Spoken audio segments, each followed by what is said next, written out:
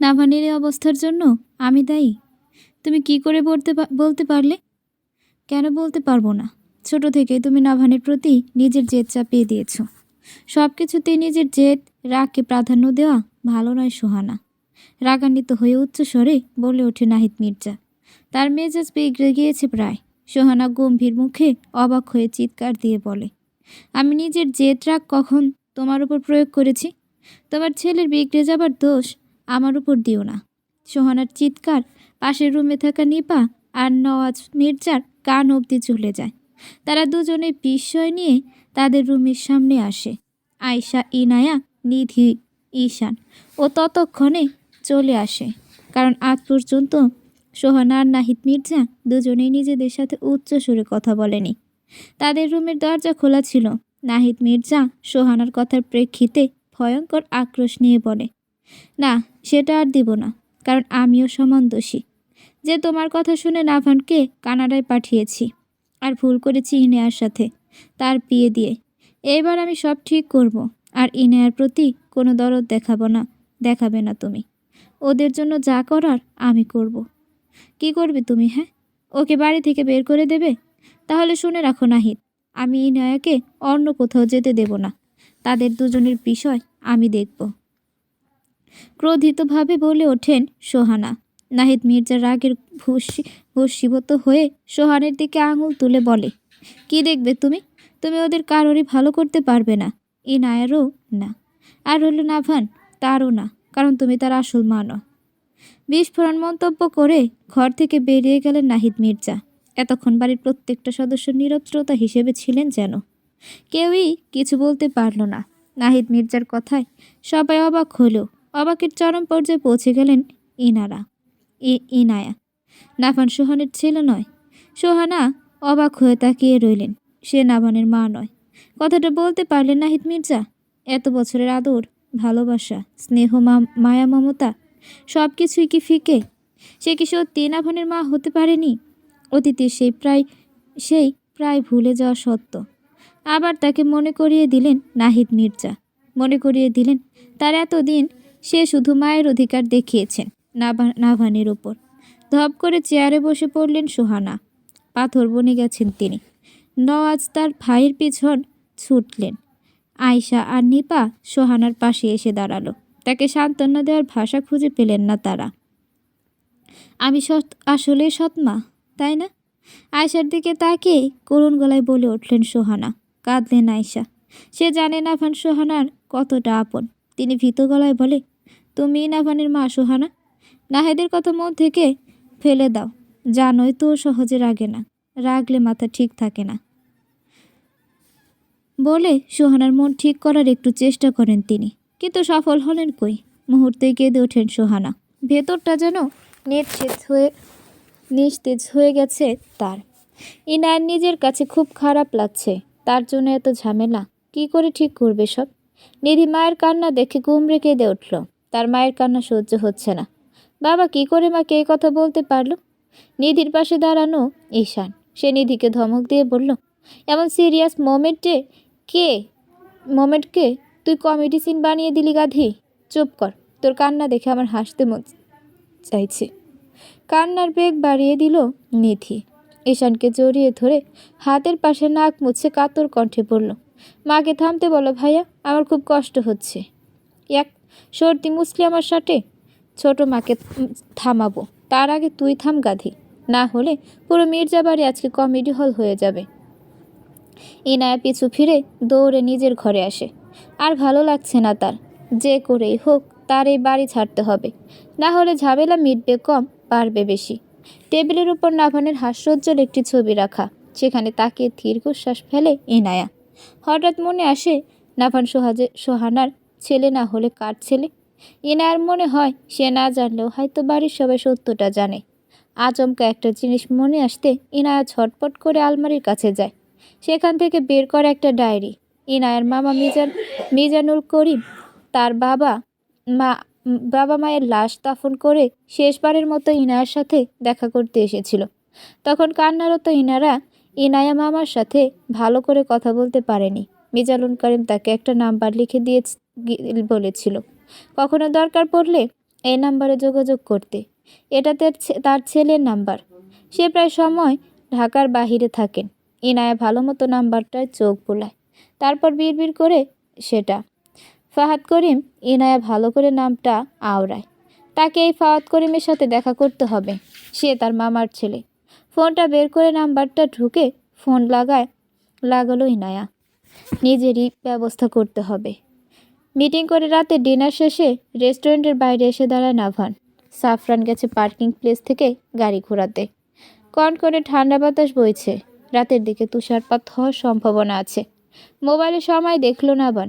স্থানীয় সময় 9টার উপরে। লক স্ক্রিনে একটা হাস্যোজ্জ্বল পরিবারের ছবি ভেসে ওঠে। নাভান খানিকটা অন্যমনস্ক হলো। এই 9 মাসে বাবা মায়ের সাথে বা বাড়ির কারোর সাথে কথা হয়নি তার, শুধু আশু বাদে। হেসে ওঠে নাভান। দাদি তাকে একটু বেশি ভালোবাসে। ইদানিং মায়ের কথা মনে পড়ে নাভানের। তবুও নিজের ইগোকে মানাতে পারে না সে। মা যখন তাকে বুঝেনি, সে কেন বুঝতে যাবে? জড়তার সাথে ধরে তাকে করিয়ে দিল। যার তার সাথে ধরে তাকে বিয়ে করিয়ে দিল। উচ্চ মাধ্যমিক পড়ুয়া কোনো মিডল ক্লাস ঘরের মেয়ে। মানতে পারেনি সে। আয়শা মির্জার থেকে বাড়ির সব খবরই রাখেন নাভান। সামনের মাসে বেরিয়ে যাবে সে। আচমকা পেছন থেকে কেউ জড়িয়ে ধরাতে জ্ঞান ভাঙে তার।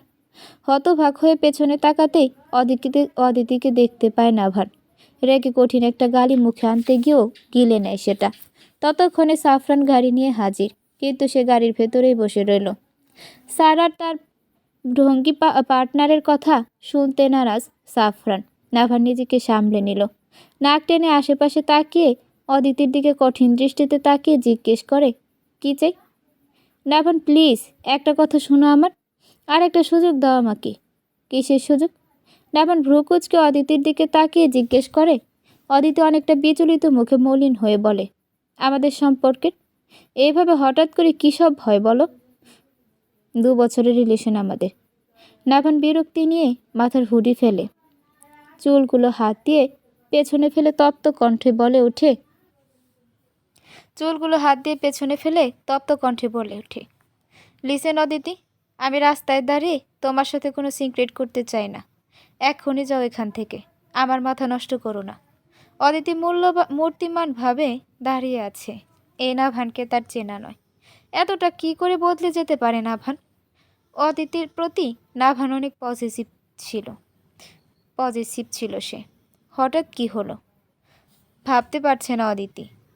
লিসেন নাভান, আমরা একটু বসে ভেবে ডিসিশন নিতে পারি।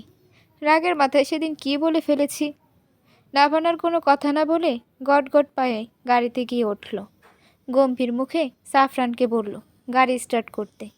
অদিতি নাখোশ নাভানের ব্যবহারে। সে দৌড়ে গাড়ির সামনে এসে দাঁড়ায়। সাফরান গাড়ি স্টার্ট দিতে গিয়ে হকচকিয়ে যায়। নাভান এবার প্রচণ্ড রেগে গিয়ে সাফরানকে আদেশ দেয়, গাড়ি চলা ওর উপর দিয়ে, একেবারে পিষে ফেলোকে, পারলে তোর স্যালারি বাড়িয়ে দেব। সাফরান হতভম্ব হয়ে যায়। বোকা বোকা চেহারা নিয়ে নাভানের দিকে তাকায় সে। শেষমেশ স্যার তাকে খুন করতে বলেছে, তাও আবার তার গার্লফ্রেন্ডকে। বেশি রেগে থাকলে নাভান তুই তুকারি করে। পাগল হয়ে গেছেন স্যার? আপনি তো আমাকে খুনি বানিয়ে দেবেন দেখছি। গাড়ি স্টার্ট দেখুনি বলে সাফরানের দিকে আগুন দৃষ্টিতে তাকায় নাভান। সাফরান একবার গাড়ির সামনে থাকা অদিতির দিকে তাকালো। মেয়েটা পাগলের মতো নাভানকে ডেকে চলেছে। স্যার কি এই মেয়ের সাথে ব্রেকআপ করেছে? সে কম্পিত কণ্ঠে নাভানকে বলে, স্যার সামনের মাসে আমার বিয়ে। তো এই সময় আমি তোর বিয়ের কথা বলতে বলেছি? আকাশচুম্বী রাগ নিয়ে হুঙ্কার দিয়ে উঠল নাভান।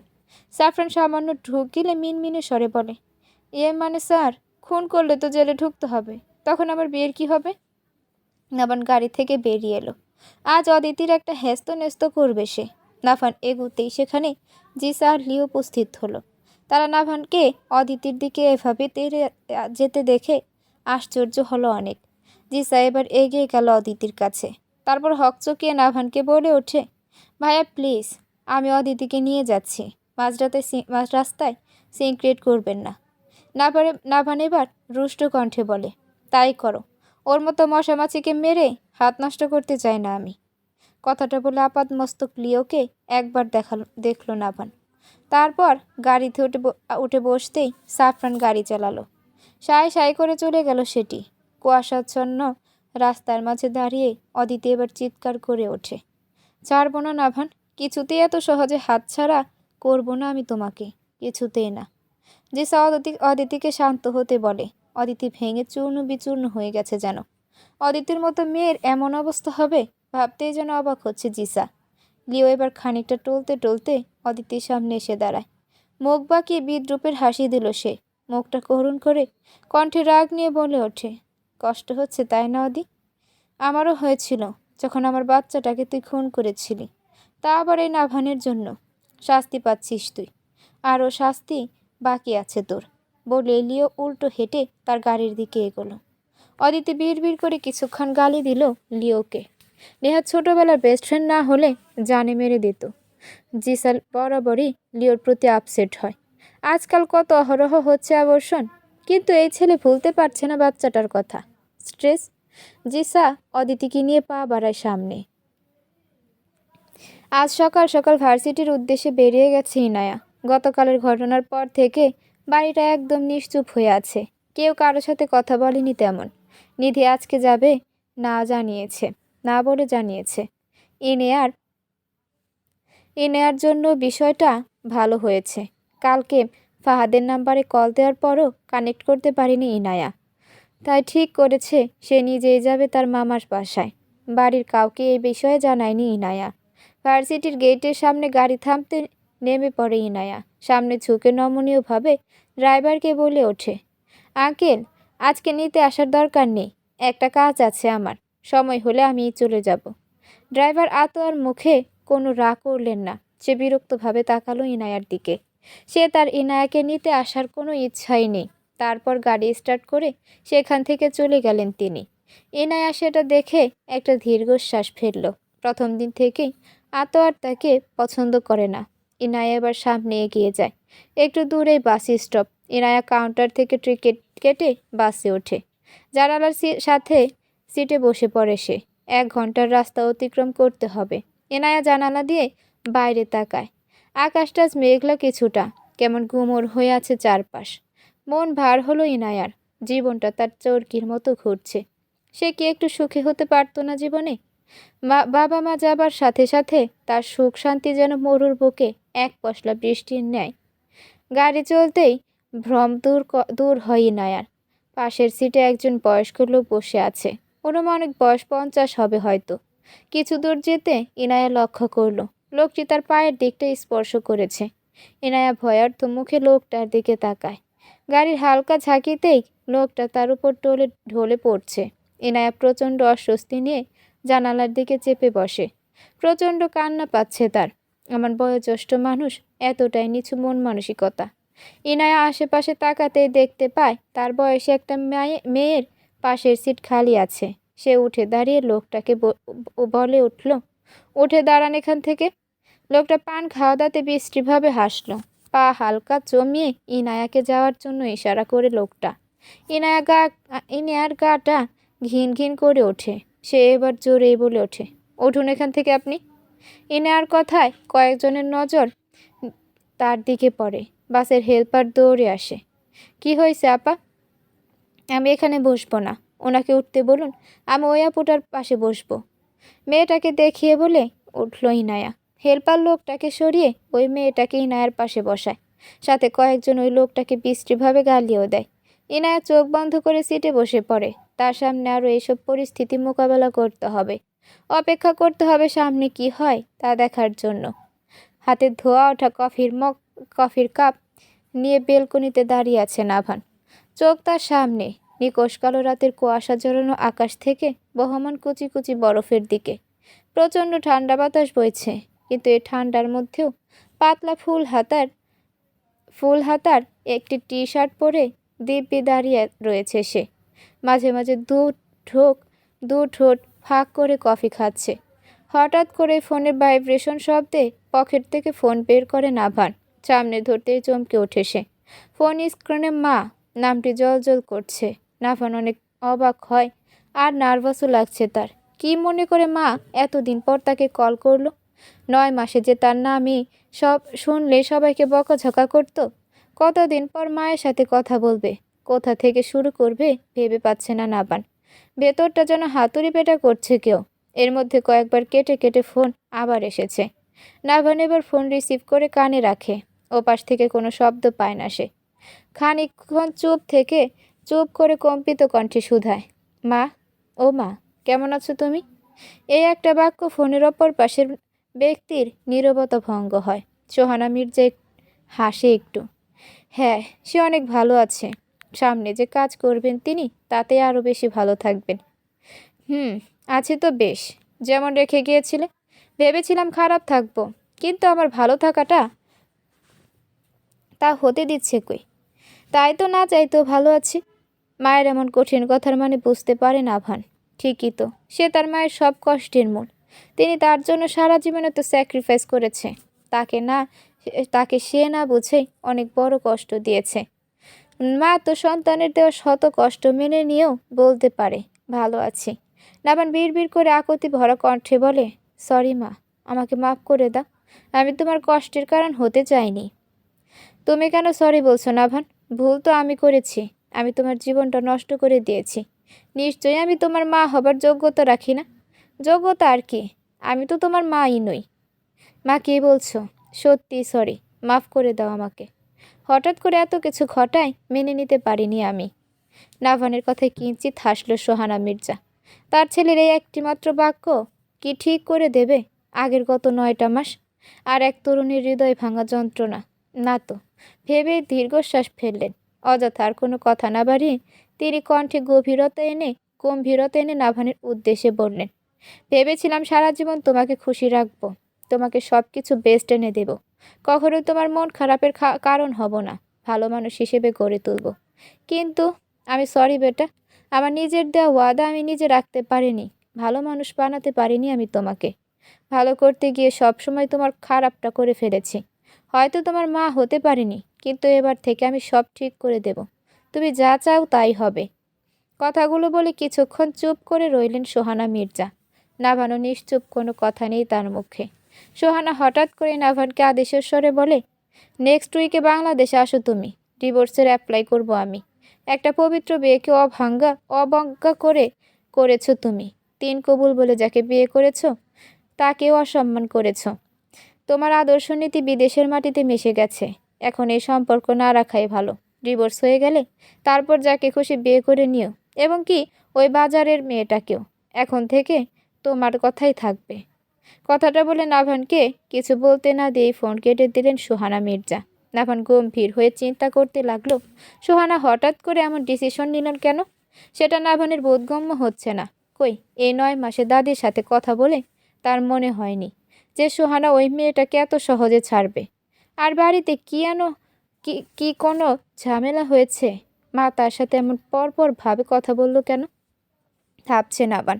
অনেক কথা ঘুরছে নাবানের মাথায়। শীঘ্রই তাকে বাড়ি যেতে হবে। দীর্ঘ 1 ঘন্টা 20 মিনিট পরে নির্ধারিত জায়গায় বাসটি থামল। ইনায়া ঝটপট গাড়ি থেকে নেমে গেল। এতক্ষণ সে প্রচুর অস্বস্তিতে ভুগছিল। ব্যাগ থেকে ফোন বের করে সময়টা দেখে নেয় ইনায়া। 12টা বাজে প্রায়। মায়ের মুখে 2-1 বার নানা বাড়ির নাম শুনেছিল ইনায়া। সেটাতেই ভরসা করে এত দূর আসা তার।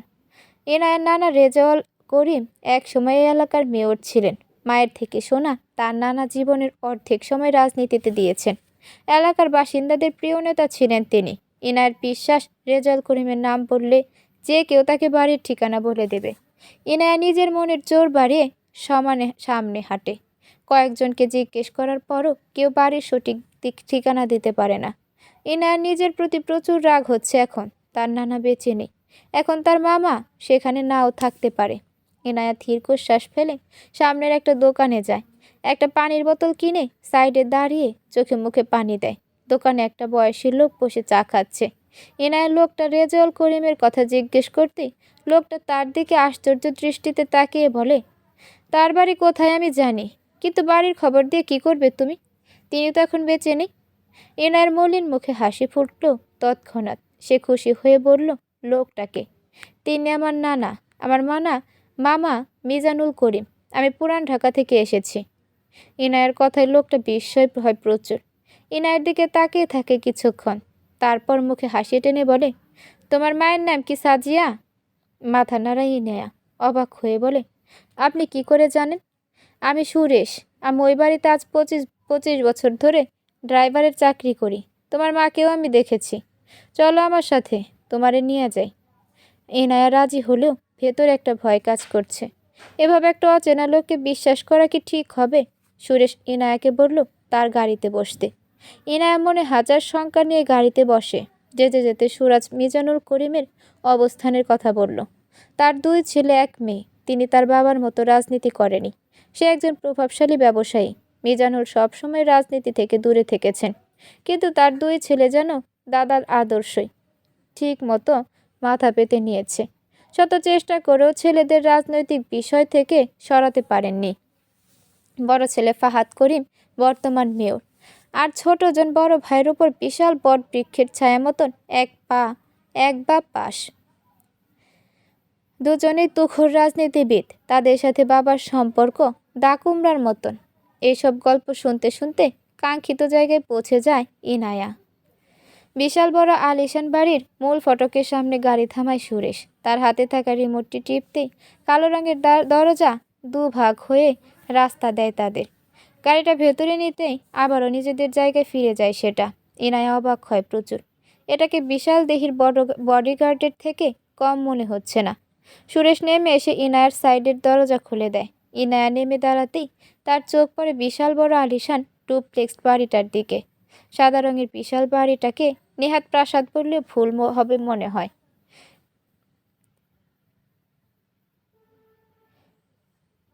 মূল ফটক হতে বাড়ির সদর দরজা অবধি রাস্তায় মার্বেল পাথরের টাইলস বসানো।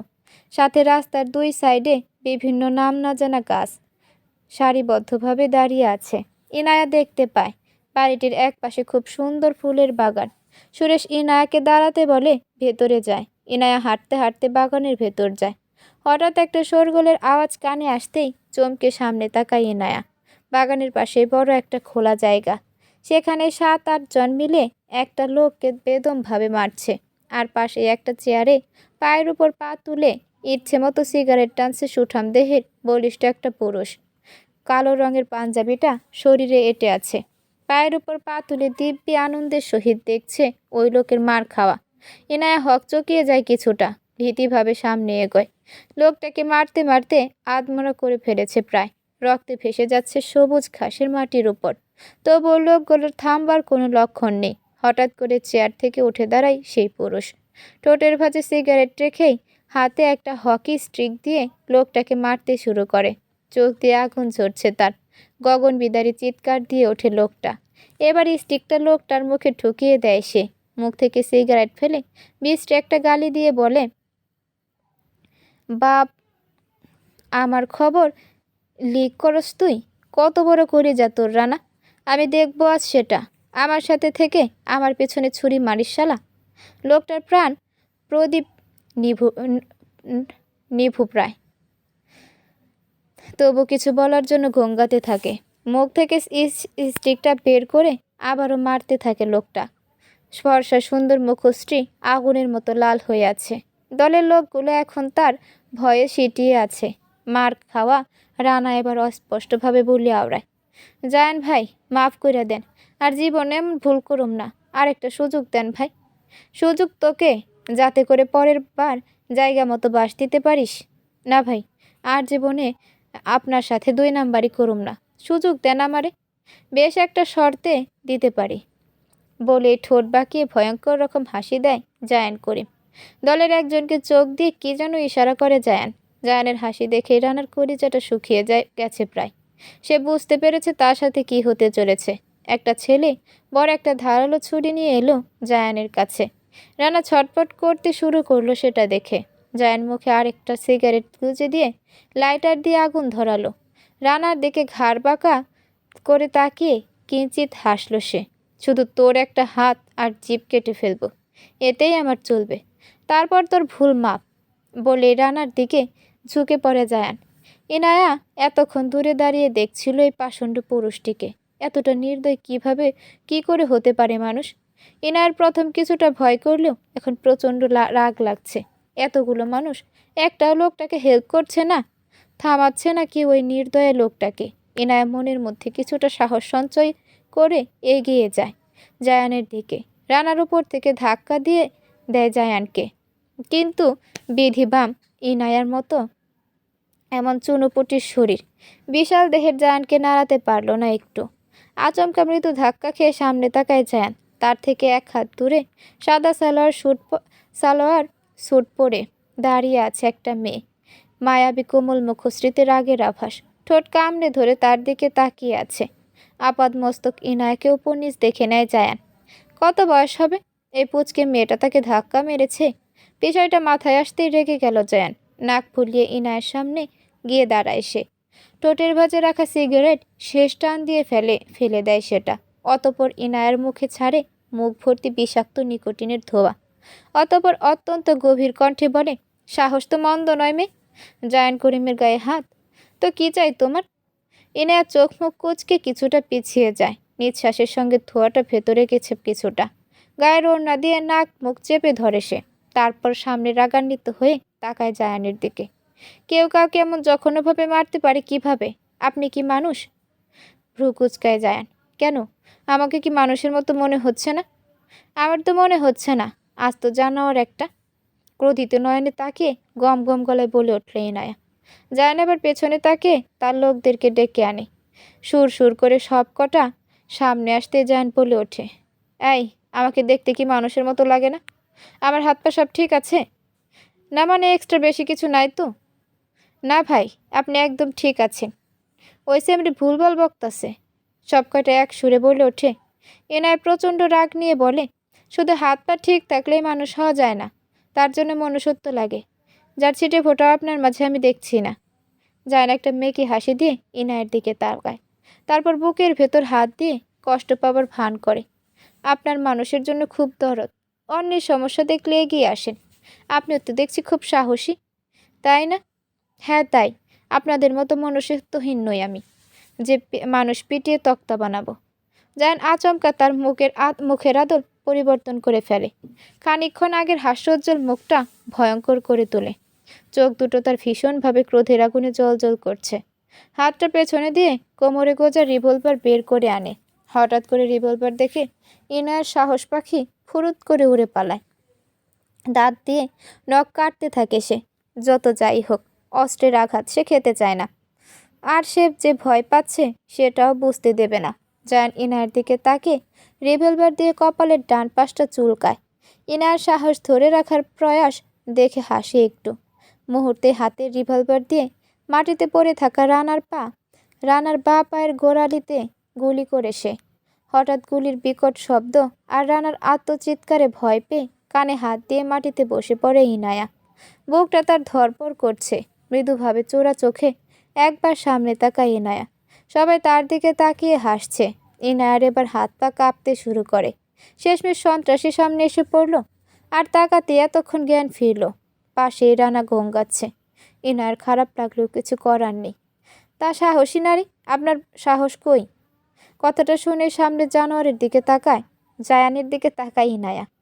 বিড়বিড় করে কিছু বলতে গেলেই সেখানে সুরেশের আগমন হয়, সাথে একটা সুন্দরী মহিলা।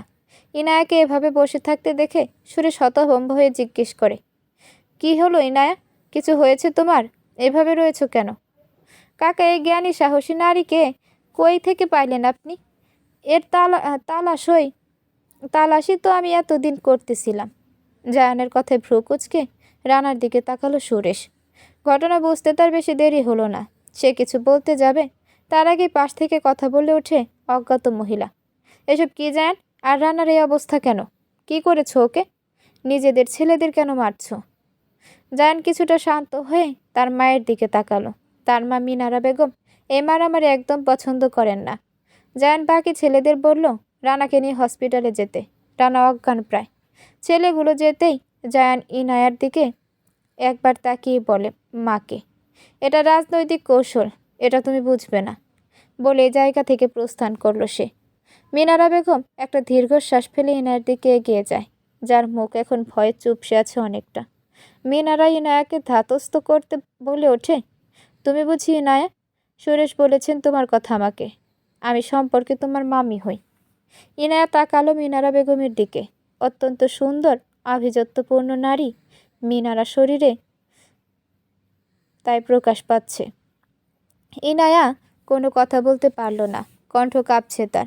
মিনারা খানিকক্ষণ তাকালো ইনায়ার দিকে। একদম মায়ের মতো হয়েছে ইনায়া। তিনি ইনায়াকে বসা থেকে দাঁড় করালেন, তারপর শান্ত স্বরে বললেন, এখানে অন্য কোনো মানুষ আসা নিষেধ, এমনকি আমিও এর আওতায়। ভয় পেও না, চলো আমার সাথে। ইনায়া মাথা নেড়ে মিনারা বেগমের সাথে বাড়ির সদর দরজার দিকে এগিয়ে গেল। তার চোখে এখনো ভাসছে ওই সন্ত্রাসীর চেহারা। বাড়ির ভেতর ঢুকলে চোখ উল্টালো ইনায়া। বাড়ির ভেতরটা আভিজাত্যে ভরপুর, যেন কোনো একটা বিশাল বড় মহলে প্রবেশ করেছে সে। বাড়ির ভেতরের দেওয়াল, ফার্নিচার, টাইলস সম্পূর্ণ সোনালি রঙের, যেন স্বর্ণ খচিত সবখানে। ইনায়া এই বাড়িতে আসার পর থেকে খালি অবাকই হচ্ছে, এর শেষ খুঁজে পাচ্ছে না সে। মিনারা তাকে সোফায় বসিয়ে চলে গেল কিচেনে। ইনায়া শান্তভাবে বসে থাকে। কিছুক্ষণ যেতেই মিনারা হাতে ট্রে ভর্তি খাবার এনে তার সামনে রাখে। ইনায়া মিনারার দিকে তাকিয়ে মিহি কণ্ঠে বলে, মামা কই? তাকে একটু ডাকেন, ওনার সাথে আমার জরুরি কথা আছে। মিনারা বেগম একটু হেসে ইনায়ার পাশে বসলেন। তারপর ইনায়ার হাতে পায়েসের বাটি ধরিয়ে শান্ত কণ্ঠে বলে ওঠে, তোমার মামাকে খবর দিয়েছি, তিনি হয়তো এক্ষুনি নিচে নামবে। তা বলো, তোমার নতুন সংসার কেমন চলছে? মিনারার কথায় মলিন মুখে তার দিকে তাকায় ইনারা। সংসার? যেখানে স্বামীর দেখা পেল না, সংসার তো বহুদূর। মিনারা ইনায়ার মলিন মুখটা লক্ষ্য করলো, তারপর মিহি কণ্ঠে শুধালো, তুমি ভালো আছো তো ইনায়া? কোনো সমস্যা থাকলে বলতে পারো। ইনায়া কিছুক্ষণ চুপ থেকে মিনারাকে কিছু বলতে যাবে, তখনই দোতলার সিঁড়ি থেকে নেমে আসে দুজন লোক। মিজানুল করিমের সাথে কথা বলতে বলতে নিচে নেমে আসে তার বড় ছেলে ফাহাদ করিম। মূলত কথা নয়, ঝগড়াটাই বেশি হচ্ছে তার বাবার সাথে। কেউ কারো থেকে দমবার পাত্র নয়। মিজানুল একেবারে শুটপুট পরে আছেন। ফাহাদ শুভ্র সাদা রঙের পাঞ্জাবির উপর মুজিব কোট পরেছে। দুজনেরই মিটিং আছে, তারপরও কথা কাটাকাটি শেষ হচ্ছে না তাদের। ইনায়া আর মিনারা বেগম দুজনের সামনে তাকায়। তাদের কথার বিষয়বস্তু আগে থেকেই জানা মিনারার। তিনি স্বামীর চোখে কঠিন দৃষ্টিতে তাকিয়ে ইনায়ার দিকে ইশারা করেন। মিজানুল স্ত্রীর চোখ রাঙানি খেয়ে তার পাশে দাঁড়ানো ইনায়াকে দেখে। তৎক্ষণাৎ তার মুখ বন্ধ হয়ে যায়। ফাহাদ তো বাবার মুখ বন্ধ করে ইনায়াকে গম্ভীরভাবে দৃষ্টিতে দেখতে থাকে। ভালো আছেন মামা? আমাকে চিনতে পেরেছেন তো? মিহি কণ্ঠে জিজ্ঞেস করে ইনায়া। মিজানুল ইনায়ার দিকে তাকিয়ে মিষ্টি একটা হাসি দেয়। এক পলক নিজের ছোট বোনের মতো দেখতে পাই ইনায়াকে। পুরোটা মায়ের মতোই হয়েছে দেখতে। আমি তো বেশ আছি, তা তুই কেমন আছিস ইনায়া? জি মামা, এই তো চলে যাচ্ছে কোনো রকম, মান মুখে ইনায়া বলে ওঠে। মিজানুল এবার ফাহাদের দিকে তাকিয়ে গম্ভীর মুখে বলে, শুনুন মেয়র সাহেব, এই হচ্ছে ইনায়া, তোমার ফুপির মেয়ে, যার কথা একদিন বলেছিলাম। ফাহাদ ইনায়ার দিকে তাকিয়ে অবাক হয় প্রচুর। ফুপি বেঁচে থাকতে তার সাথে দু একবার দেখা হয়েছিল, কিন্তু ইনায়াকে দেখেনি সে কখনো। ইনায়া মিষ্টি হেসে সালাম দেয় ফাহাদকে। সেও সালামের উত্তর দিয়ে বলে, সত্যি তুমি একদম ফুপির মতো, বাবার বলার সাথে মিল আছে। মিজানুল একটা দীর্ঘশ্বাস ফেলে ইনায়াকে সোফায় বসে। মিনারা বসে তার দিকে চা এগিয়ে দেয়। মিজানুল সোফায় বসতেই তার পাশে ফাহাদ পায়ের উপর পা তুলে বসে। তা দেখে বিরক্তিতে চোখ কুচকায় মিজানুল। এই যে মেয়র সাহেব, এটা আমার বাড়ি, আপনার পার্টি অফিস নয়। এখানে আমার সাথে অত্যন্ত নেতার ভাব দেখাবেন না। বাবার কথায় রেগে গেল ফাহাদ। নেতা তো নেতাই হয়, বাড়ি আর অফিস কি? আর এই বাড়ি তুমি না, দাদু বানিয়েছেন। তার বাড়ি যদি তুমি নিজের বলে দাবি করতে পারো, তাহলে সেই হিসেবে এটা আমারও বাড়ি, আর আমি এখানকার রাজা। মিজানুল ছেলের কথায় মুখ ভাঙালেন। ইনায়া দুজন গম্ভীর পুরুষের আমার ঝগড়া দেখে হয়ে রইল। বাবা ছেলে কথায় কথায় এভাবে লাগতে পারে? অবশ্য সুরেশ থেকে এসব শুনেছিল ইনায়া। মিনারা এবার দীর্ঘশ্বাস ফেলে মিজানুলকে বলে ওঠে, এই ভর দুপুরে আপনারা কোথায় যাচ্ছেন? মিজানুল করিম গম্ভীর মুখে বলেন, আসলে অফিসে গুরুত্বপূর্ণ কাজ পড়ে গেছে, না গেলেই নয়। এইমাত্র ইনফর্ম করলো ইম্পর্টেন্স মিটিং আছে একটা। আমারও পার্টি অফিসের লোকদের সাথে গুরুত্বপূর্ণ একটা মিটিং আছে, জায়ান বলল যেতে। খুবই গুরুত্বপূর্ণ বিষয়। ফাহাদ বলে উঠল। মিজানুল সেটা শুনে রসিকতা করে বলল, তোমাদের আর কিসের মিটিং? ওই কার কি পেছনে পড়লে ভালো হবে, কাকে মারতে পারলে ভালো হবে, সেই বুদ্ধিই তো করো দুই ভাই মিলে। আহারে সোনার বাংলা দুর্নীতিতে ভরে গেছে। বাবার কথায় রেগে ফাহাদ কিছু বলতে যাবে, তার আগে মিনারা বেগম শান্ত স্বরে বলেন, আসলে ইনায়া আপনার সাথে কিছু কথা বলতে চায়। মিজানুল এবার ইনায়ের দিকে গম্ভীরভাবে তাকায়। ইনায়া মনে মনে নিজেকে কিছুটা ধাতস্থ করে বিয়ের পরের জীবনে অনাকাঙ্ক্ষিত ঘটনা একে একে সব বলতে থাকে, এবং কি তার ফুপু আনিলার বাড়ি নিয়ে মামলা করার বিষয়টা জানায় সে। সব শুনে ইনায়ের সামনে বসা তিনটা মানুষের মুখ অত্যন্ত গম্ভীর হয়ে যায়। এইটুকু বয়সে এসব সাফার করছে ইনায়া, কি করে মানতে পারছে সে?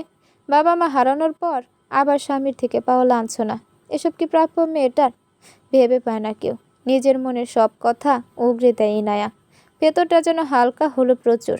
মিজানুর অনেকটা দুঃখ প্রকাশ করে বললেন, যা হয়েছে তা তোমার প্রাপ্য ছিল না ইনায়া, তবুও ভাগ্যের সাথে কারো হাত নেই। বাবার প্রচণ্ড রাগ ছিল, তাই সে সাজিয়া আর তোমার বাবাকে কখনো ক্ষমা করেনি। সাথে আমাকেও তো বাধ্য করেছেন। আমি সবসময় রাজনীতি কোলাহল থেকে দূরে থাকতাম। বাবা মেনে নিতে পারেনি যে তার মেয়ে তার শত্রুর সাথে পালাবে। তিনি সাজিয়াকে ত্যায্য করেছেন। গত 2 বছর আগে তোমার মায়ের সাথে আমার আবার যোগাযোগ শুরু হয়। ভেবেছিলাম তার প্রাপ্যটুকু বুঝিয়ে দেব, কিন্তু সে নিতে নারাজ হয়। তোমার বাবা মায়ের মৃত্যুর পর তোমাকে আমার কাছে আনতে চেয়েছিলাম, কিন্তু নাহিদ মির্জা আর সোহানা মির্জা বলেছিলেন তোমাকে তাদের ছেলের বউ বানাবে, মির্জা বাড়ির বউ হবে তুমি। তাই অনেকটা নিশ্চিত ছিলাম, কিন্তু নাভানির কর্মে আমি আশাহত। কাজটা ভালো করেনি সে। সাথে তার বাবা মার ও নিজের অ্যাডাল্ট শিক্ষিত ছেলের কথা মানার দরকার ছিল। এ বলে থামলেন মিজানুল।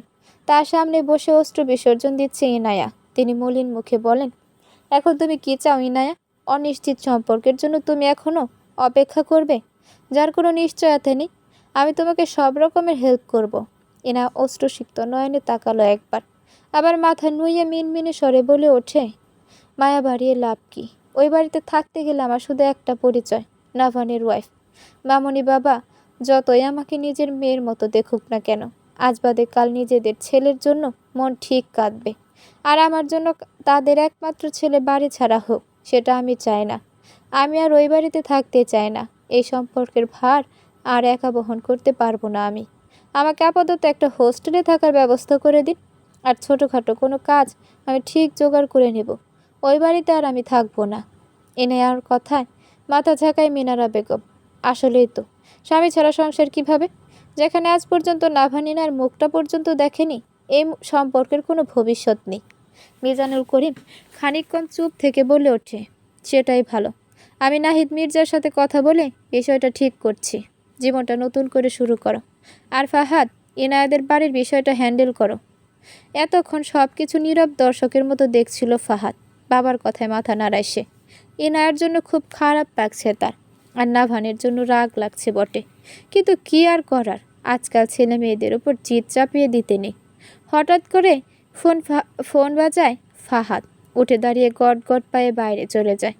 ফোনটা সামনে আনতেই দেখতে পাই স্ক্রিন জ্বলজ্বল করছে নাভার নামটি। সে দীর্ঘশ্বাস ফেলে ফোনটা রিসিভ করে। ইনায়া মিজানুলের দিকে তাকিয়ে কৃতজ্ঞতার হাসি দেয়। ধন্যবাদ মামা, আজকে তাহলে চলি। ইনার কথায় মিজানুল আর মিনারা বাদ সাধে। কি বলিস, আজ যাওয়ার দরকার নেই? ইনায়া হাসে কিঞ্চিত, বড় একটা নিঃশ্বাস ছেড়ে বলে, মামনি আর বাবাই আমার জন্য অনেক করেছে, তাদের ঋণ আমি শোধ করতে পারবো না।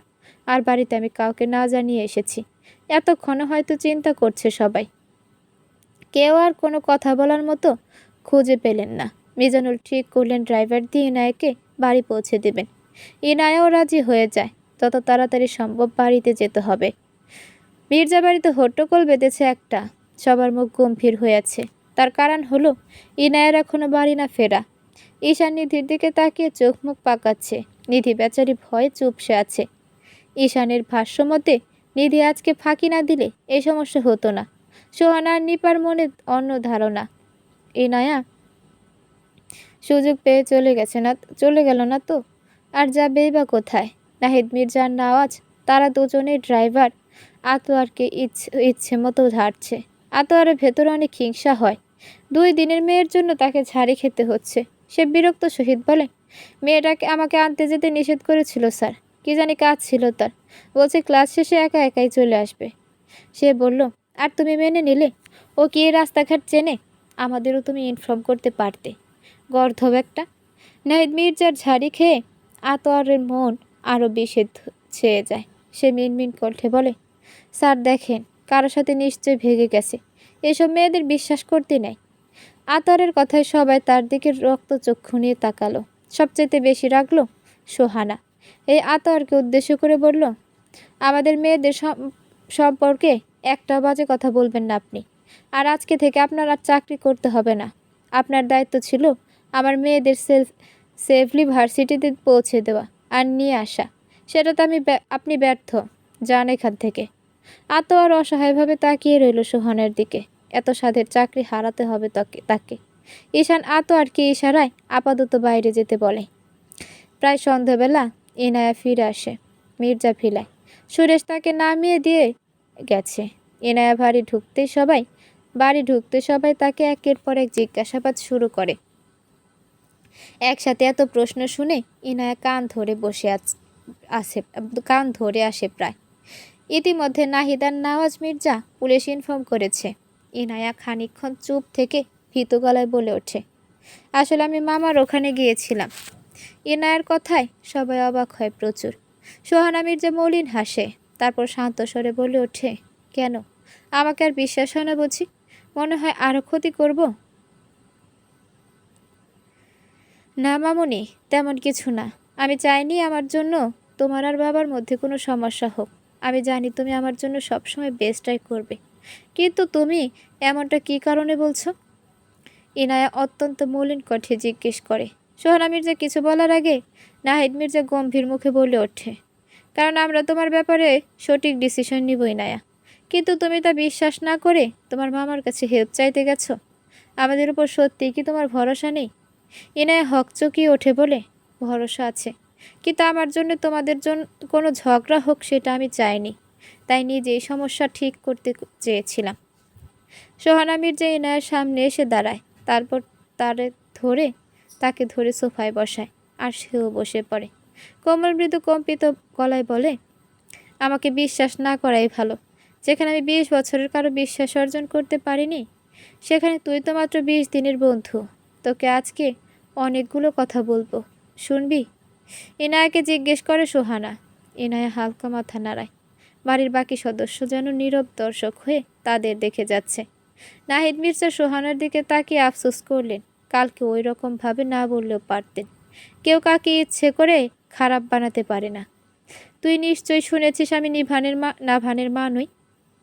সোহানের কথায় সবাই অবাক হয়, কারণ সোহানা নিজে কখনো এটা স্বীকার করেনি। আয়শা মির্জা রক্তচক্ষে নাহিদ মির্জার দিকে তাকিয়ে থাকেন। ছেলে তার মস্ত বড় ভুল করেছেন। মাথা নাড়া ইনায়া। এই কথাটা সে ভুলে গেছিল প্রায়। সোহানা লম্বা একটা নিঃশ্বাস ফেলে বলতে শুরু করে, কানাডায় ছিল সোহানার পরিবার।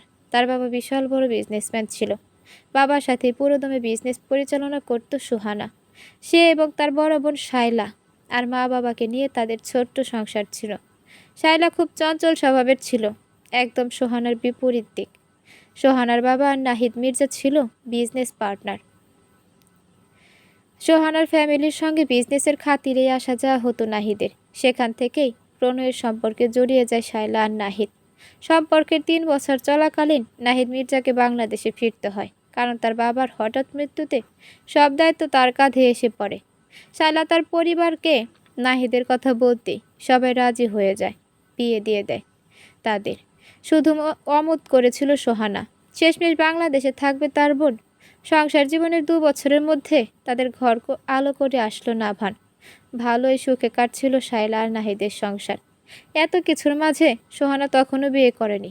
সে সারা জীবন বিয়ে ছাড়া কাটিয়ে দেবে পণ করে, কারণ সে মনে করত বিয়ে হলে জীবনটা অন্যের অধীনে চলে যাবে। এই কারণে সে সংসার করতে পারবে না। হঠাৎ মরণ ব্যাধি ক্যান্সারে আক্রান্ত হয় শায়লা। নাভানের বয়স তখন 6 বছর। অনেক চেষ্টা করেও শায়লাকে বাঁচানো যায় না। শায়লার মৃত্যুতে ভেঙে পড়েন নাহিদ। তখন নাভানকে মাতৃত্বে সাথ দেয় সোহানা। সোহানা নাভানকে তার কাছে রেখে দেয়। নাভানের 12 বছর বয়সে সোহানার নাহিদ পারিবারিক চাপে বিয়ে করতে বাধ্য হয়। তখন নাভান আর সোহানা বাংলাদেশে ফিরে আসে। সারা জীবন বিদেশে কাটানো সোহানা বাংলাদেশে এসে নিজেকে মানিয়ে নিতে পারে না। অফিস, বাড়ি সবকিছুই তার কাছে আনকালচার মনে হয়। এদেশে নাভানের কোনো ভবিষ্যৎ হবে না ভেবে নাভানকে 15 বছর বয়সে কানাডায় তার নানুর কাছে পাঠাবে বলে ঠিক করে সোহানা। কিন্তু এতে বাদশাতে আয়শা আর নাহিদ মির্জা, সাথে নাভান নিজেও। ছোট থেকে মাকে হারিয়ে সোহানার কাছে বড় হওয়া নাভান কিছুতেই তাকে ছেড়ে যাবে না। নাহিদ মির্জাও মা ভাইকে ছেড়ে কানাডায় শিফট হতে নারাজ। সোহানা অনেকটা যুদ্ধ করে নাভানকে কানাডায় পাঠায়। সে নাভানকে বিদেশি কালচারে তার মতো করতে চায়। নাভান অনেকটা মন খারাপ করে দেশ ছেড়ে নানা নানুর কাছে যায়। মায়ের প্রতি জেদ ধরে সে বিদেশের মাটিতেই পড়ে থাকতো। সোহানা বললেও ছুটিতে দেশে আসতো না নাভান। হঠাৎ নানা নানুর আকস্মিক মৃত্যুর পর পুরো একা হয়ে যায় সে। তখন সোহানা শত আদেশ করেও নাভানকে দেশে আনতে পারে না। আস্তে আস্তে নাভান একাকিত্ব ডুবে যায়। সেই একাকিত্ব কাটাতে সে বেছে নেয় একাকিত্ব নারী সঙ্গ, একাধিক নারী সঙ্গ। সব শুনে নিজে নিরুত্তর রইল ইনায়া। কিছু বলার মতো খুঁজে পেল না। নাভানের এমন হওয়ার জন্য কাউকে দোষ দেওয়া যায় না, সে নিজেই দায়ী। পশ্চিমা দেশগুলোর মধ্যে বিয়ের আগে তারা সন্তানের বাবা মা হয়ে যায়, তারপর বিয়ে করে হাজব্যান্ড ওয়াইফ তকমা লাগানোর জন্য। তাদের কাছে এটা নর্মাল। বিয়ের আগে একাধিক নারী পুরুষের সাথে তাদের মেলামেশা আজকাল ফ্যাশন হয়ে দাঁড়িয়েছে, যা আজকাল বাংলাদেশে এমনটা চলছে। নাভান নিজে পশ্চিমা সংস্কৃতির সাথে মানিয়ে চলতে গিয়ে তাদের মতোই নিজেকে করে ফেলেছে। জন্ম এই দেশে হলেও সে নিজেকে তৈরি করেছে পশ্চিমা সংস্কৃতিতে। বাড়ির সবাই চুপ করে আছে, কারো মুখে কোনো রা নেই। সোহানা মির্জা খানিকটা নেতিয়ে গেছে, অতীত মনে করে ভেতরটা দুমড়ে মুচড়ে যাচ্ছে। তিনি ক্লান্ত ভঙ্গিতে বলে ওঠে, নিধির বয়স তখন 2 বছর যখন নাভান কানাডায় শিফট হয়। নাভান অনেকটা ক্ষোভে আমার সাথে তখন কথা বলা বন্ধ করে দিয়েছিল। বাবা মা কার অ্যাক্সিডেন্টে মারা যাওয়ার পর আমি তাকে বিড়িতে ফিরতে বলি, কিন্তু নাভান আসে না। ততদিনে বুঝে গিয়েছিলাম আমি আমার ছেলেকে হারিয়ে ফেলেছি। সেখানে বাবার বিজনেস সামলায় সে, যা বাবা নাভানের নামে দিয়ে গিয়েছিল। কানাডায় যাওয়ার 10 বছর পরে বাংলাদেশে আসে নাভান। এসে মাত্র 7 দিন পরে চলে যায়। এই 4 বছর পর অদিতি আর নাভানের স্বভাবের বিষয় অবগত হয়।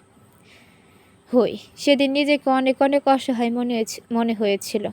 নাভানকে দেশে আসতে বলি তখনই, কিন্তু নাভান আসে 7 বছর পরে। পাগল প্রায় আমি তখন। আর একটা ভুল করি, তোর সাথে নাভানের বিয়ে দিয়ে। ভেবেছিলাম নাভান তোর সাথে মানিয়ে নেবে, কিন্তু আমার প্রতি আর সেই ছোটবেলার ক্ষোভ হয়তো এখনও রয়েছে। তাই আমাকে শিক্ষা দিতেই তোকে ফেলে চলে গেছে। কথাটা বলে হাঁপিয়ে উঠছিলেন সোহানা মির্জা। ইনায়া চুপচাপ দেখে যাচ্ছে তাকে। সোহানা দম নিয়ে আবার বলতে শুরু করেন, কিন্তু আমি আর পাপের বোঝা বইব না। নাভানের সাথে কথা হয়েছে, কিছুদিনের মধ্যে নাভানকে দেশে আসতে বলেছি। সে আসতেই ডিভোর্সের ব্যবস্থা করব। ততদিন আমার উপর ভরসা রাখ। তোর একটা ব্যবস্থা করে আমিও চলে যাব আমার জায়গায়। সোহানা কথায় চকিতে তার দিকে দৃষ্টিপাত করলো সবাই। তার কথার মানে বুঝতে পারে না কেউই। নাহিদ মির্জা গম্ভীর মুখে কঠিন দৃষ্টিতে সোহানার দিকে তাকিয়ে বলে, কি বলছো এসব? কই যাবে তুমি? সোহানা মির্জার দিকে তাকিয়ে অকপটে বলে ওঠে, আমি তো নাভানের মা হওয়ার জন্য এই বাড়িতে এসেছিলাম। সেটাই যেহেতু হতে পারেনি, তাহলে এই বাড়িতে থাকার কোনো মানে নেই। আয়শা এবার চটে গেলেন। তিনি এবার মুখে তেজ এনে বললেন, যেহেতু সব ঠিক হচ্ছে, তার মধ্যে তুমি আবার ঝামেলা করো না সোহানা। নাভানকে কানাডায় পাঠানোর ব্যবস্থাও তুমি করলেও তার বিগড়ে যাওয়া কোনো দায় তোমার ভার কোনো দায় ভার নেই তোমার। অত্যন্ত আমি সেটা মনে করি না। আর নাহিদ তোমার সোহানাকে সেই কথা বলা উচিত হয়নি। নাহিদ মির্জা এবার নিজেই নিজেকে তিরস্কার করলেন। কেন সেদিন রাগের বশে এমন কথা বলে ফেললেন, যার চোটটা সোহানার মনে গভীর ক্ষত সৃষ্টি করেছে। সোহানা নাভানের জন্য নিজের স্বপ্ন জীবন সব কিছুই পেছনে ফেলে দিয়েছিল। সে তো নাভানকে উচ্চশিক্ষিত করতে চেয়েছিল। এদিকে নিধি মায়ের কথা শুনে কাঁদতে শুরু করে। সে সোহানার দিকে এগিয়ে গিয়ে তাকে জড়িয়ে ধরে, তারপর করুণ কণ্ঠে বলে, মা তুমি এমন কথা বলো না। তুমি চলে গেলে আমার কি হবে? আমি থাকতে পারবো না। নিধি, তুমি যদি তোমার বাবার সাথে থাকতে চাও তাহলে আমি না করব না। তোমার ডিসিশন তুমি কি করতে চাও? কথাটা বলে সোহানা ক্লান্ত ভঙ্গিতে হেঁটে নিজের ঘরে চলে গেল। নাহিদ মির্জাও তার পিছনে। একে একে যে যার রুমে চলে যায়। শুধু থেকে যায় নিধি আর ঈশান। ইনায়াও নিজের ঘরে ফিরে আসে। তার বুকের ভেতর সূক্ষ্ম একটা যন্ত্রণা শুরু হয়েছে। নাবান দেশে আসবে, তাকে তার জীবন থেকে বের করতে। অবশ্যই সম্পর্কের কোনো মানে নেই। হিসেবে নাভান তার স্বামী, কিন্তু সে তার কাছে বড্ড অচেনা। নাভানের কতগুলো ছবি ব্যতীত আর কিছুই তার জানা নেই। নাভান আসলে তার সামনে যাবে কি করে? সে না সে নাভানকে ফেস করতে পারবে না। নাভান আসার আগে বাড়ি ছাড়তে হবে ভাবছি ইনায়া। চটজলদি হোস্টেলে শিফট হতে হবে তাকে। মামার ওখানেও সে থাকবে না, কারণ ওখানে সন্ত্রাসের বসবাস। সেদিন ইনায়া মিনারা বেগমের সাথে কথায় কথায় জানতে পেরেছিল বাগানের সন্ত্রাসীটা তার ছোট ছেলে। না, আর জীবনে ওই সন্ত্রাসীর সামনে পড়বে না এনায়া। কালকের মধ্যেই একটা ব্যবস্থা করবে সে।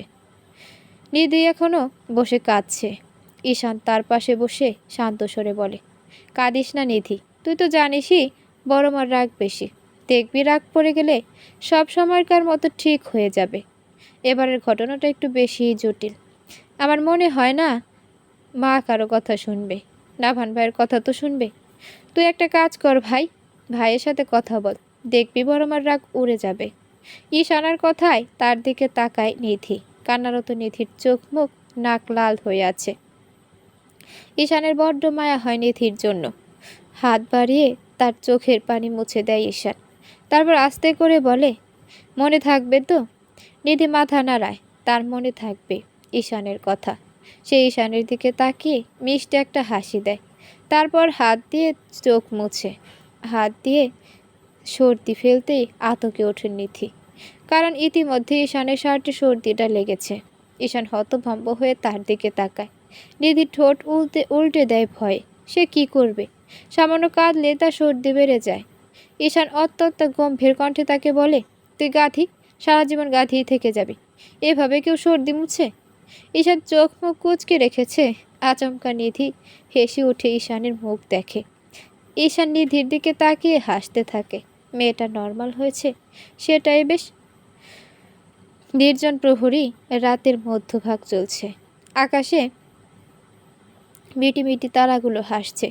হাইওয়ে রোড সাইড শুনশান রাস্তা, পাশেই গহীন বালুচর, সাথে ঝোপঝাড়। তার মধ্যে জোনাকি পোকা আলো বিচরণ করছে। তার সামনে দাঁড় করানো সাদা একটা গাড়ি।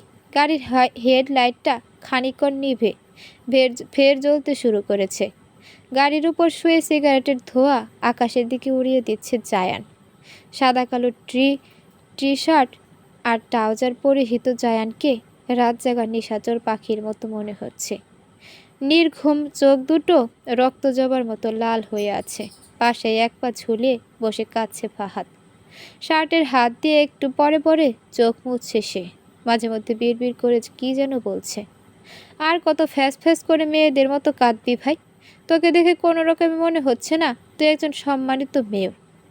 কোনোভাবে যদি তোর কান্নার ভিডিও ভাইরাল হয়ে যায়, পার্টির লোক আর জনগণকে মুখ দেখাবি কি করে ভাবতে পারছিস? সবাই বলে মেয়র ফাহাদ করিম একটা গাধা। সে একটা মেয়র ছ্যাঁকা খেয়ে বাঁকা হয়ে গেছে। মেয়ের ছ্যাঁকা খেয়ে বাঁকা হয়ে গেছে। জায়ানের কথায় তার দিকে চোখ তুলে ফাহাদ কিছুটা চটে গেল সে। মেয়র হয়েছে তো কি হয়েছে, তাই বলে কি তার ইমোশন কাজ করে না? কান্নারা তো মুখটা মুহূর্তে গম্ভীর করে বলে, তোর কি আমার জন্য একটু কষ্ট হচ্ছে না জায়ান? এত বড় ঘটনা ঘটলো আমার সাথে। ব্রেকআপ হয়েছে আমার। তমা আমার সাথে চিট করেছে। 3 বছরের সম্পর্ক সে ভুলে গেছে। আমি তো একটু ইমোশনাল হবই, কারণ এটা আমার ফার্স্ট লাভ ছিল। আর তুই আমাকে জনগণের ভয় দেখাচ্ছিস? আমার কোনো পার্সোনাল লাইফ নেই। আমি এখন মেয়র নই, আমি হলাম একজন ব্যর্থ আশিক। জায়ান এবার উঠে বসলো। ফাহাদের মলিন মুখটা দেখে তার মায়া তো হলোই না, উল্টো বড় বড় করে হাসতে শুরু করলো। এই নিস্তব্ধতার মাঝে জায়ানের হাসির শব্দটা বড়ই ভয়ানক লাগছে ফাহাদের কাছে। জায়ান এবার হাসি থামে কর্কশ কণ্ঠে বলল, যে নিজের ইচ্ছায় যে বাঁশ খেতে যায় তার জন্য আবার কিসের মায়া? তমা কেমন তা আমি জেনেই তোকে নিষেধ করেছিলাম। কিন্তু তুই কি বললি, এই জেনারেশনের মেয়েরা 2-4টা প্রেম করে, সেটা ব্যাপার না। ফাহাদ এবার মেয়ে কি হাসে। কি বলবো বল, ওই মেয়ে আমাকে বর্তমান মেয়রকে চিট করবে তা আমার জানা ছিল না। আর আমারই জন্য শত মেয়ে পাগল। এই দুঃখে আমার চোখ দিয়ে পানি পড়ছে। জায়ানও ফাহাদের কষ্টটা বুঝলো, তাই আর কিছু বলল না। তো আমার প্রতি ফাহাদ খুব সিরিয়াস ছিল। কিন্তু ওই মেয়ে ফাহাদের সাথে চিট করে আরও বড় নেতা ধরে আজ বিয়ে করে নিয়েছে গোপনে। ফাহাদ জানতেই তার দল নিয়ে সেখানে গিয়ে এক দফা মারামারি করে সে। খবর পেতে জায়ান গিয়ে ফাহাদকে নিয়ে আসে। ইতিমধ্যে মিজানুল করিম সবটা শুনে বোম হয়ে আছেন। তার ভাষ্য মতে এ রাজনীতি করে ছেলে তার জীবনের রাজনৈতিক শো বানিয়ে ফেলেছে। জায়ান মাঝরাতে বাবার সাথে ভাইয়ার কোনো বিবাদ চায় না বলে এত রাতে ফাহাদকে নিয়ে এখানে বসে আছে। হঠাৎ হোয়াটসঅ্যাপে কল আসায় ফোন লক্ষ্য করলো ফাহাদ। বাবার ফোন থেকে কল রিসিভ করে না সে। জায়ান এবার শয়তানি হাসি দিয়ে রিসিভ করে ফাহাদের কানে ধরে। অনেকক্ষণ কথা বলার পর ফোন রাখে ফাহাদ। জায়ান অকপটে জানতে চায়, কিরে মেয়র সাহেব, কেমন ডোজ দিল বাবা? ডোজ দেয়নি রে, বিশাল দায়িত্ব দিয়েছে। ফাহাদ মুচকি হেসে বলে ওঠে। জায়ান একটু আফসোস করে জানতে চাইল, কিসের দায়িত্ব? তোকে তো কালকে নেয়ার কথা বলেছিলাম। বাবা বলেছে কালকের মধ্যে ওকে হস্টেলে ভালো একটা রুমের ব্যবস্থা করে দিতে। পরে কোথায়? তিথির ভার্সিটিতেই। শুনেছি নাভান আসবে, তাই ইনায়া আর ওখানে থাকতে চাইছে না। যেখানে তার হাজবেন্ড তার মুখ না দেখেই চলে গিয়েছিল, সেখানে কি করে তার স্বামীকে মুখ দেখাবে সে? জায়ান কালকে তার ফুফাতো বোনের কথা শুনে প্রচুর আফসোস হয়েছিল মেয়েটার জন্য। নাভানকে হাতের কাছে পেলে উচিত শিক্ষা দিত সে, বিয়ে করে বউ ফেলে পালিয়ে যাওয়া। কিন্তু আরও একটা বিষয় সে বোঝার চেষ্টা করে, এই যুগে সবারই নিজেদের পছন্দ মতো লাইফ পার্টনার চায়। তাই তাকে সে একা দোষ দিতে পারে না। নাভানের বাবা মাও দায়ী। নাভান আমার বেস্ট ফ্রেন্ড। ও ছোটবেলায় কানাডা থেকে ফিরে এসে আমাদের স্কুলে ভর্তি হয়েছিল। তখন থেকে আমরা ক্লাসমেট থেকে বেস্ট ফ্রেন্ড।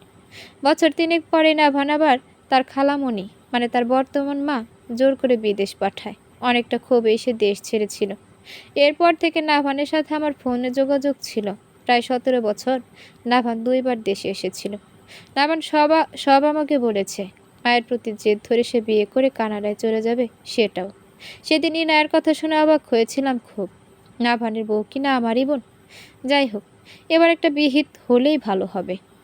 সে যাই বল ভাইয়া, মায়ের প্রতি রাগ ধরে তার নিজের বউকে কষ্ট দেওয়া, তাকে আমি সুপুরুষ হিসাবে মানি না। জায়ানের কথায় চুপ থাকে ফাহাদ। নাভানকে সে ভালো করে চেনে।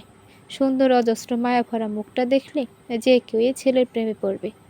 এমনিতে ব্যবহারের দিকে নাভান খুব ভালো ছেলে, কিন্তু তার পরিস্থিতি এখন অন্যরকম মোড় নিয়েছে। ফাহাদ খানিকটা ভেবে বলে ওঠে, এখন ইনায়ের বিষয়টা কি করবি? আমি তো বাবা 2-3 দিন কাউকে মুখ দেখাবো না। ঘর থেকে বের হলে আমার নিজের বাপি বলবে, ওই দেখো ছ্যাঁকা খাওয়া মেয়র। জায়ান এবার মাটিতে নেমে দাঁড়ায়। তারপর আড়মোড়া ভেঙে বলে ওঠে, তিথির রুমমেট বানিয়ে দে ওকে, দুজন একসাথে থাকবে। জায়ানের কথায় ফাহাদ একটু ভেবে বলে, সবার আগে হস্টেলে সিট আছে কিনা সেটা জানতে হবে। আর তিথির রুম ফিল আপ, সেখানে কি করি না একে ঢুকাবি? জায়ান বাঁকা হেসে গাড়ির ভেতরে বসতে বসতে বলে ওঠে, এত সাধারণ মানুষের মতো কথা কেন বলছিস বাপ? তোর আর আমার এত ক্ষমতা দিয়ে কী হবে যদি হস্টেলে একটা সিট খালি না করতে পারি?